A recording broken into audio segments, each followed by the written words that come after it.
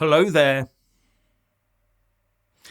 It looks like state pensioners are going to be thrown under the bus again.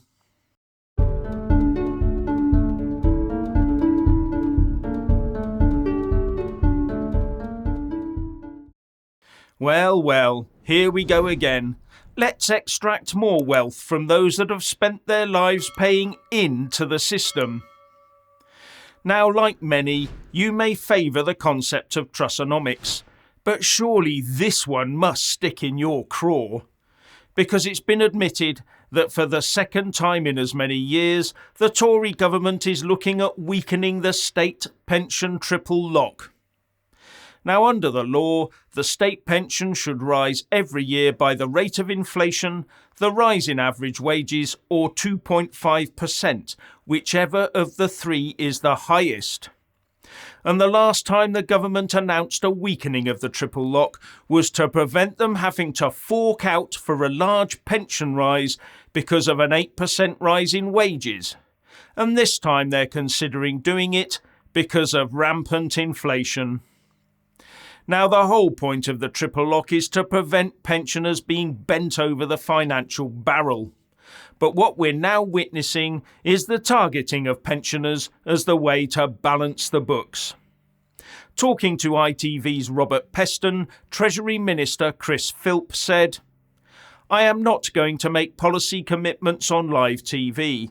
It is going to be considered in the normal way. We will make a decision and it will be announced, I am sure, in the first instance to the House of Commons." Is this the start of the erosion of the state pension? An erosion to the point where it becomes a token payment, even after all the national insurance contributions people have paid into the system? It certainly looks that way to me. What will the Tories do next? Send us oldies to the workhouse, or Soylent Green us into baby milk formula?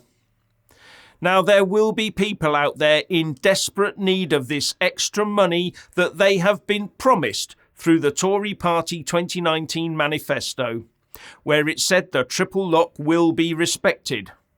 But they've already reneged on it once and promised not to do it again. But now it looks like they're turning it into a habit. But not only that, by even hinting that this might happen, they've gifted Keir Starmer's Labour Party a clear penalty shot, and the Tory goalie has left the pitch. The message is becoming clearer by the day. Working hard, keeping your nose clean and paying your taxes does not pay. And it sends out a terrible message about the credibility of Trussonomics on two fronts. First, by doing this, they're admitting their plan might not work.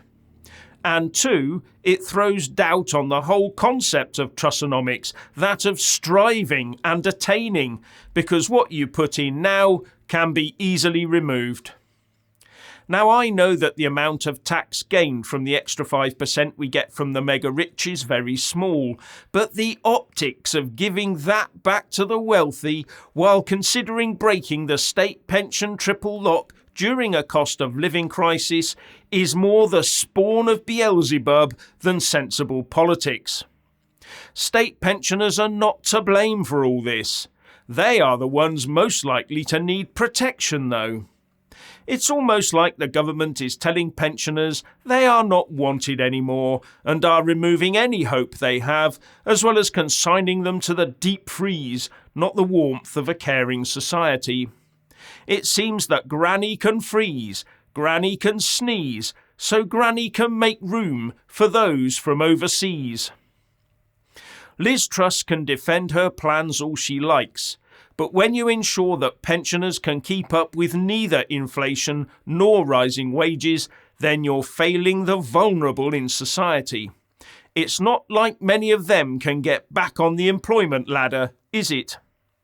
And as part of her defence, Truss said that she is willing to take those controversial and difficult decisions. Now let's get this straight. I agree with lower taxes, and I agree with shrinking the state, and I also agree that the IMF should keep its globalist nose out of our affairs. But even with the right ideas, if you can't communicate those ideas to the people and to the markets properly, then turmoil will certainly ensue. And a lot of commentators are saying that's exactly what is happening here. And this latest slip from Chris Philp about the state pension triple lock will have wobbled the boat some more. And it's the lack of proper communication that will derail Trussonomics.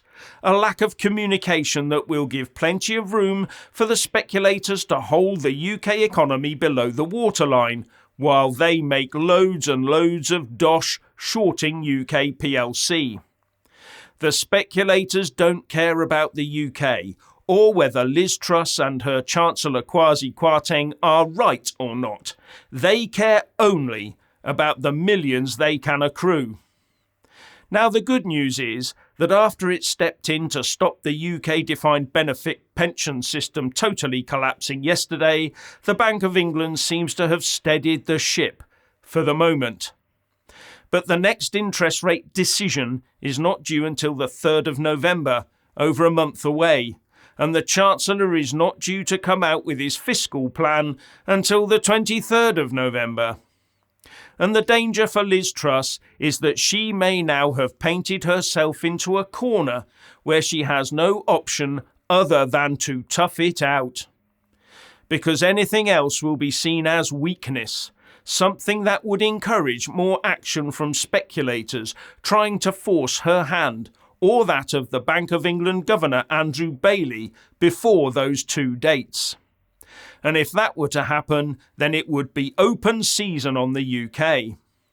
And it doesn't help things to have the former Governor of the Bank of England, Canadian Mark Carney, now of Brookfield Asset Management, openly criticising the PM, saying that there is an undercutting of key city financial institutions, no forecast from the Office for Budget Responsibility, and also that the government is working at cross purposes with the Bank of England, so complicating the bank's fight against inflation.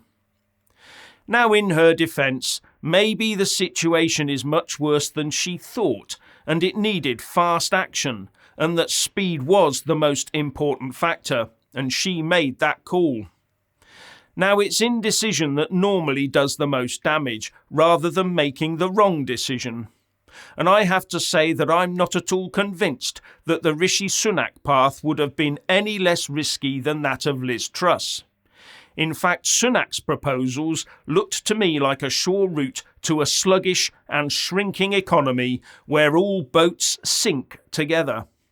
So a shake-up is needed, but a well-communicated shake-up that does not put pensioners at the front line of fighting the economic battle.